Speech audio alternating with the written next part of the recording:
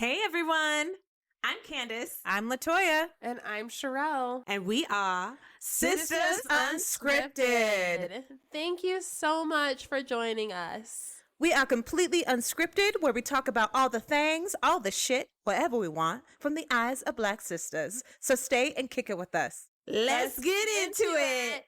Hello, sisters. We have another episode of Sistas Unscripted. Sisters Unscripted. So we thought we would do a different type of topic today. We decided to write a letter to our 18-year-old selves.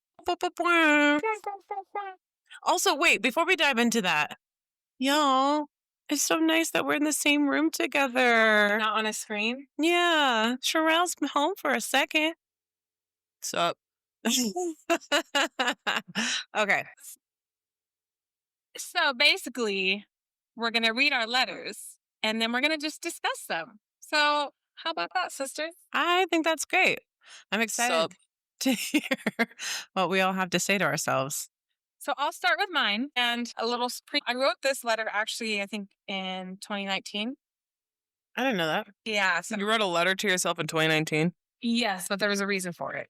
Fucking weird. Let's go. Listen, leave me alone. So I was part of this girl group for a little while, and we were in the process of getting things ready to launch, and then COVID happened, and kind of like we had to disband.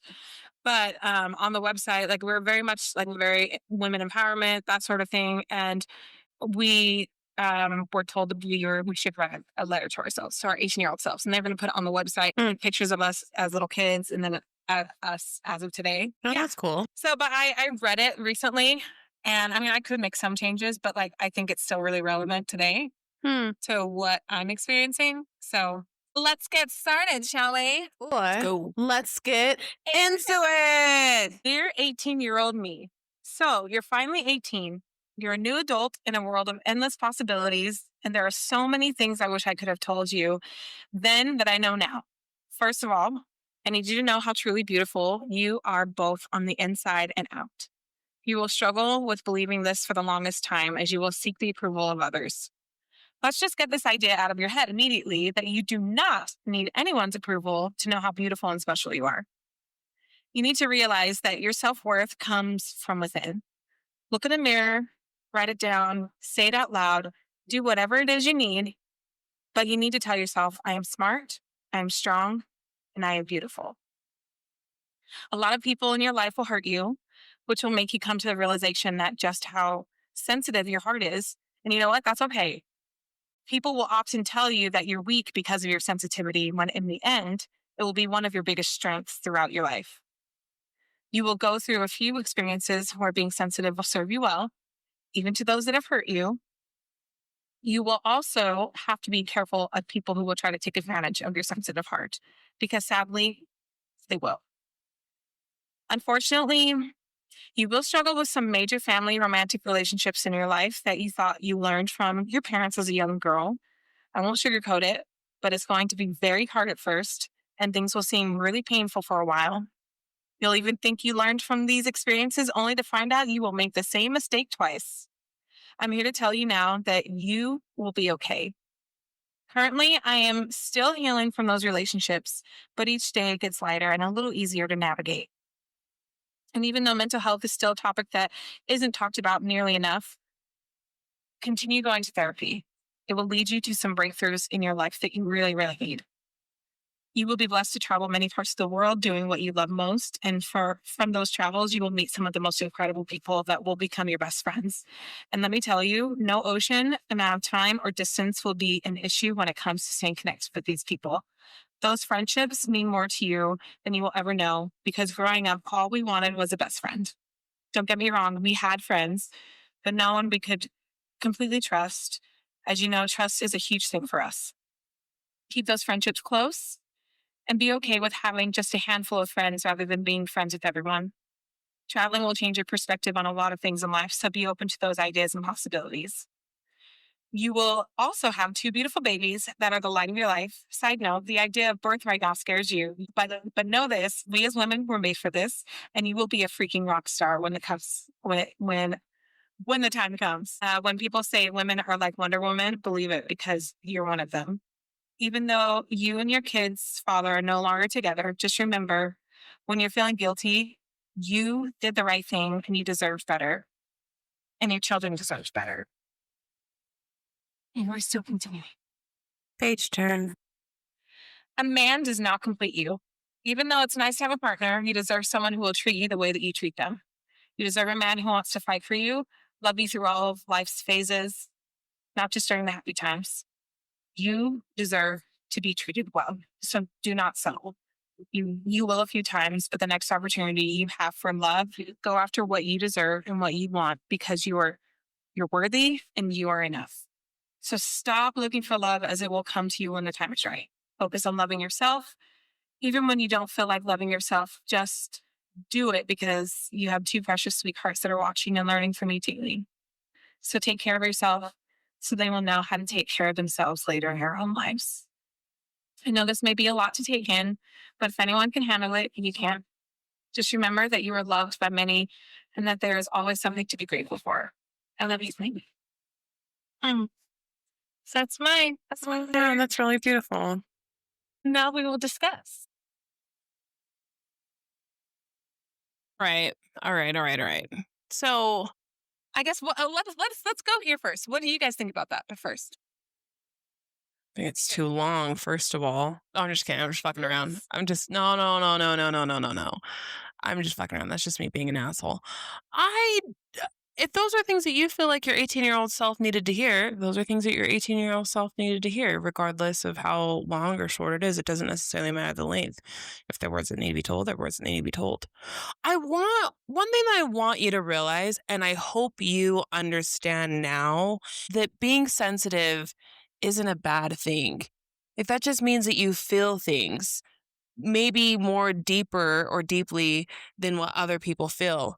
And that is, I don't know why I might be getting emotional about this. She's getting emotional, everyone. But like, oh my gosh, Candace, I wish you knew like how precious you are and how amazing you are. And when you hurt, I hurt. And when you both hurt, I hurt. You know what I mean? Like, I don't know how to explain it, but I know that you've been going through some shit right now. But you being sensitive is never a bad thing. And I know I always give you shit about it like it is a bad thing, but that's just me being your younger sister, like always giving you shit. Like there is nothing wrong with being sensitive. And it's just facts. Like just like, I don't know. I'm sensitive too, but that's just a part of who you are. And that's never a weakness. And that's never something to be ashamed about. And I am excited for the day that you can change that. Well, you not change that because you do it in ways that you might not understand, but that is literally your biggest strength. And I'm so glad that you said that. And I'm so glad that you are and like able to tell your 18-year-old self that. And I wish that your 18-year-old self understood that. But you just don't give yourself enough credit.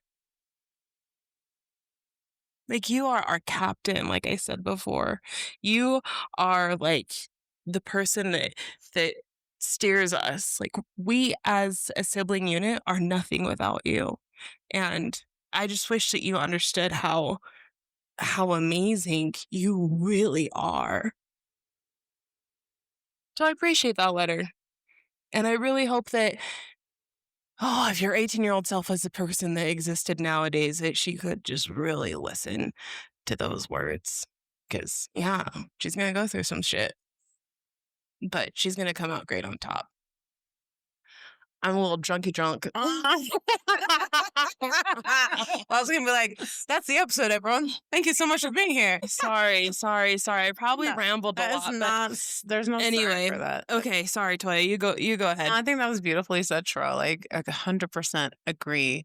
And I also think it's very, really important, the conversation about understanding, telling your 18-year-old self. I mean, quantum physics says that there are many different timelines. And so possibly on a different timeline where it is in the past, because we are at the past, future, and the present at the same time, as they say in quantum physics land, supposedly, But maybe speaking that truth and that power, reading it out loud. I mean, people say that spells are spoken words. And so as we in the present think about ourselves in the past, recognize some of the things that we didn't believe in ourselves, and coming to the time right now in the present, knowing that we were always those things and we always had those things in us. I feel like somewhere in the past timeline, there's like this little that could shift even some of the outcome of those belief systems, that maybe might change for that timeline.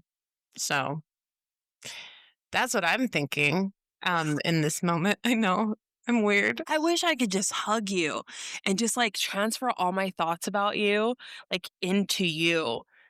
Sorry, let me try that one more time. Like, who are you with talking me to? being positioned. To I Candace? wish I could hug you, Candace. Okay. I know self-acceptance is a journey, and I personally feel like self-acceptance isn't a journey you really never complete until you're dead, until you've reached your afterlife, because you have all these demons, your inner demons, that just will not let you just like heal or move the fuck on or anything like that. And then once when you die and all those demons are gone, you're just like, damn, I was a dope bitch. You know what I mean?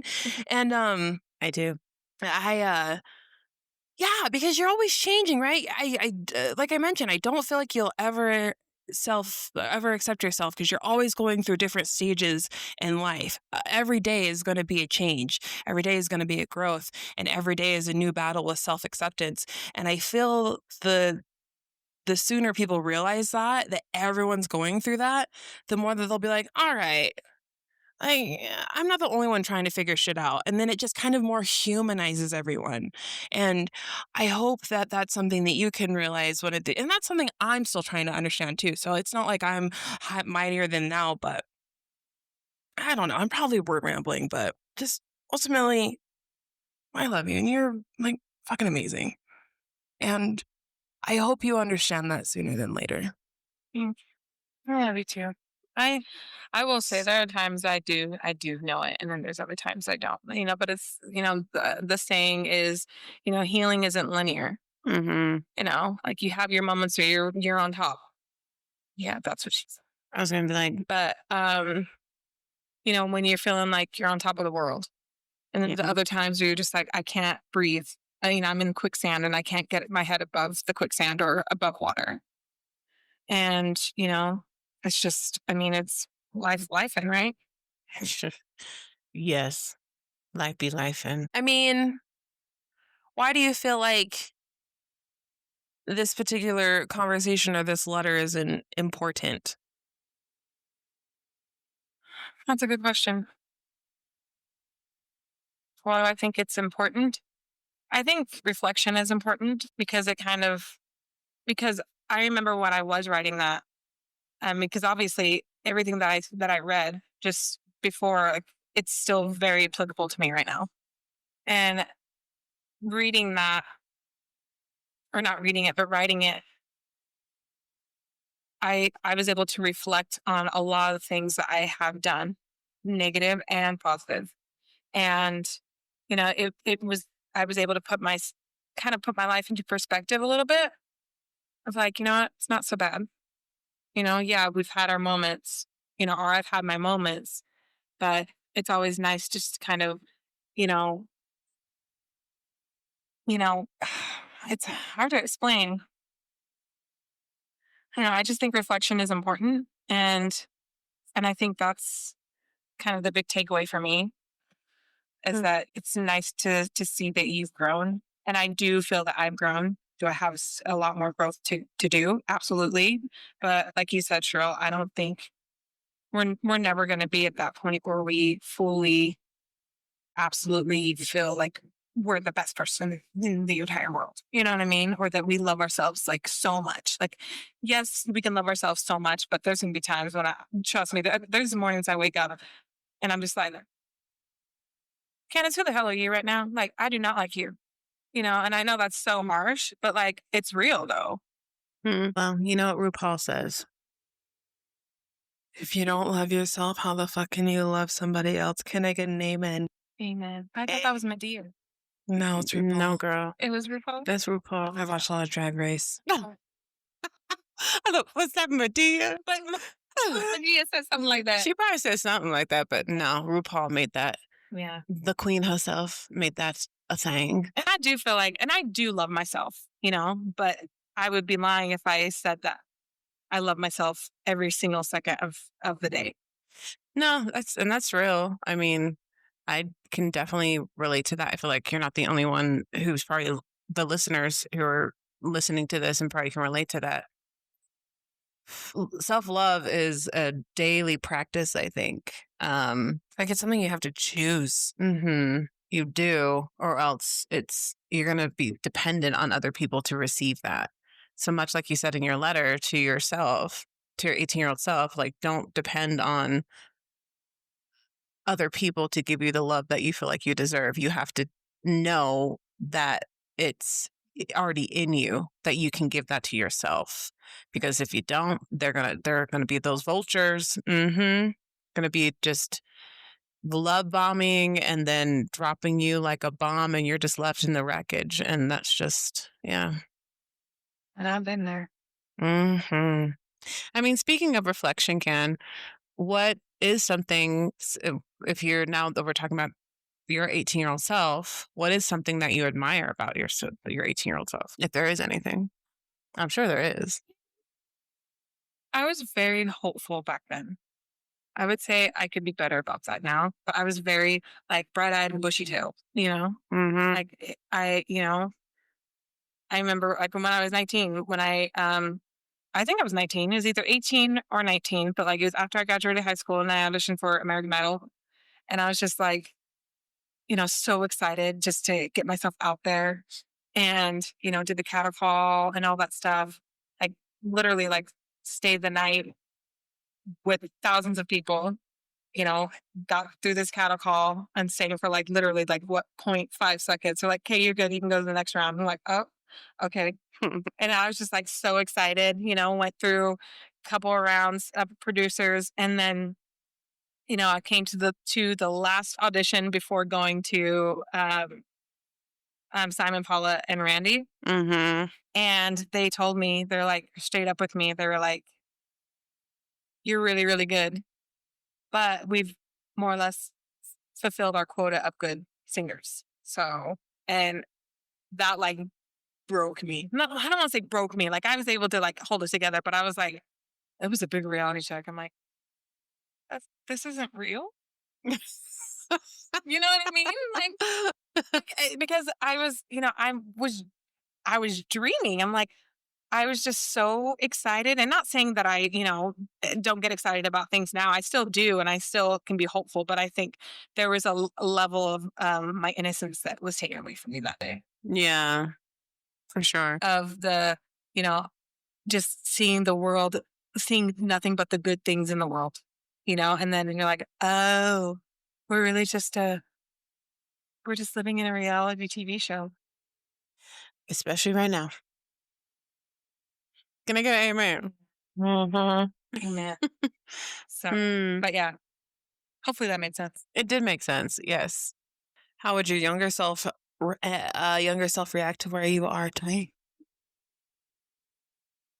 I think she would be really, really proud, but I also think she'd be very surprised because there's a lot of things I told myself growing up that I would never allow, but I allowed it still, you know, repeated those patterns of, you know, like of our parents, you know, those family generational cycles, those things. And I think I would have been mad at myself too, in a way, like, why? Like, you know better. Like, what are you doing? Like, what were you thinking? Like, you lived this, and now you're actually gonna put yourself in that situation, not once, but twice. Yeah, but those are also you hear from your parents like, I love you, I love you, I love you. And then you see things that when you're older, you understand that that doesn't seem like it's love, but you associate disrespect and negative things that you saw as a kid, not realizing that they're negative, with love because, you know, I love you smack. That makes sense, right? So Yes, I could see that, but also I would hope your 18-year-old self and your present self gives yourself grace, because it's hard to unlearn the things that you were taught at a young age because they're ingrained. And kids listen and they see things that a lot of people don't realize that they learn. Right. Yeah, there's that. But also too, like when you're older, you you have the mature mind to be like, okay, this is what I don't want. But then you have the example of what you don't want, but then there's 80 million other examples that you haven't seen, and that maybe what you experienced is a tweak different than what you saw. And then you're like, okay, you had to kind of experience that to learn that that wasn't something that you wanted. Does that kind of make sense? So I don't know. I mean, I'm not saying that I would, I wouldn't, or I'm not saying that I would just stay in the negative, but I think I would have been mad at myself.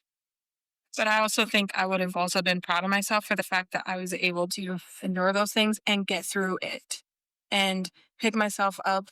What do they say, by the bootstraps? That's what they say. And pick myself up and get myself out of some really, really shitty situations. Yeah. Because to me, my 18-year-old self would have been like, dang, you're strong as hell.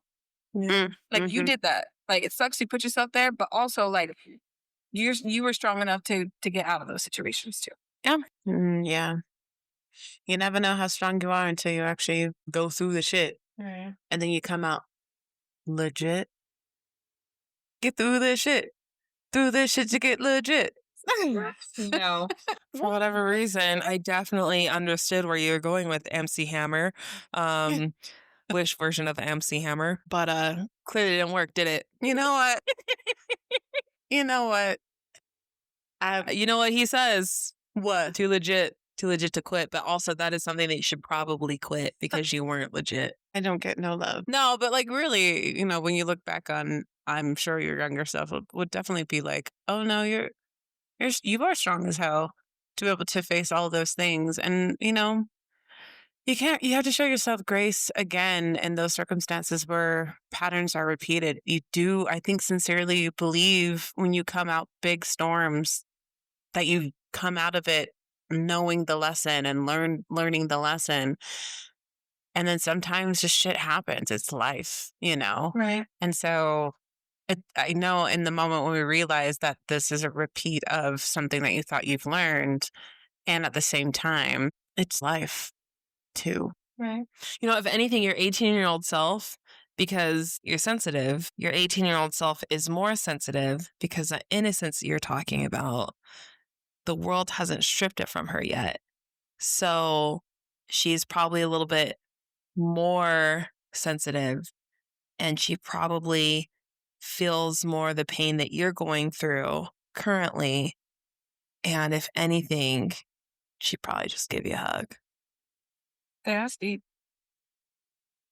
Quantum physics. I would love to give my younger self a hug.